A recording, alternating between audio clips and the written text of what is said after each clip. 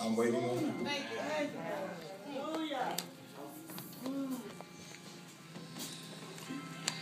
From the 5th chapter of the book of Ephesians, 5th chapter of the book of Ephesians, beginning at verse number 22, and a few of his following verses, with the Omega verse being verse number 32. So beginning at verse number 22, and a few of his following verses, Ephesians chapter 5, verse 22, and a few of his following verses, and the Omega verse being verse 32. Wives, submit yourselves unto your own husbands as unto the Lord. For the husband is the head of the wife, even as Christ is the head of the church, and is the Savior of the body. Therefore, as the church is subject unto Christ, so that the wives be to their own husbands in everything. Husbands, love your wives, even as Christ also loved the church and gave himself for it, that he might sanctify and cleanse it with the washing of water by the word, that he might present it to himself a glorious church, not having spot or wrinkle or any such thing, but that it should be holy and without blemish. This is a great mystery, but I speak concerning Christ and the church. That's all I want to read. I want to talk with you today from the subject, if you want a do-right church. If you want a do-right church. You may be seated now in the presence of the Lord. Some few years ago,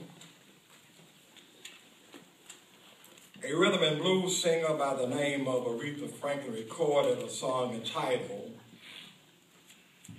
If You Want a Do-Right Woman. Gotta be a do-right all-night man. And if you want a do-right man, got to be a do-right all-night woman. Aretha went on to become known as the Queen of Soul because of her unique style and her soulful energy.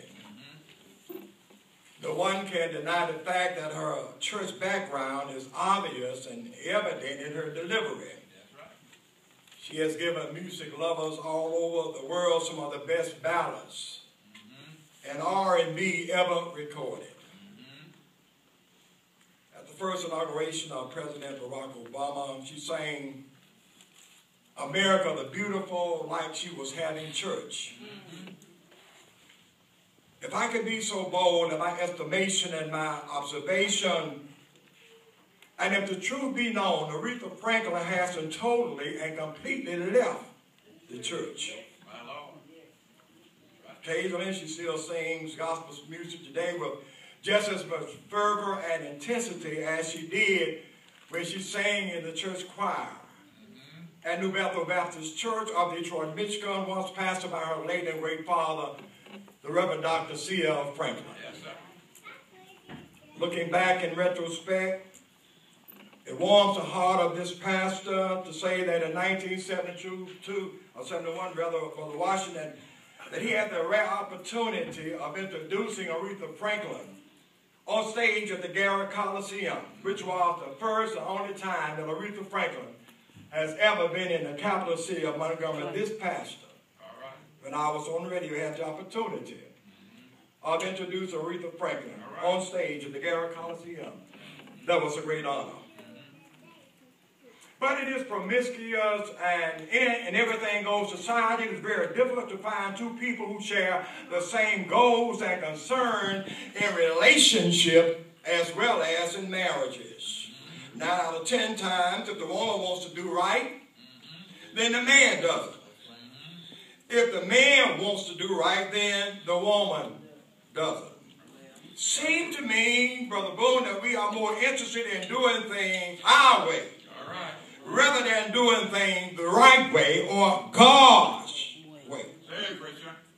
In a very real sense, I can understand people in this secular society not doing right by one another, but because they have not known our God, so I can understand that. But when there is mistreatment being perpetrated on others by those of us who are called by God's name, I simply cannot understand that, because we ought to know better. Church folk ought to know how to treat one another. Yes, sir.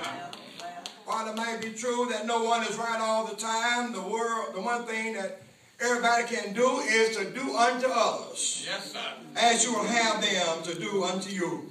Thank you. I firmly believe today that we would do this, it would make for better getting along and less stress and less mess. Yeah.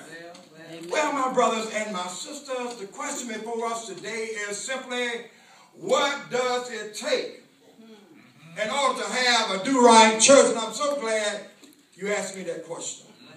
This question is worth our consideration because of the many moral concerns of the church communities at large. The enemy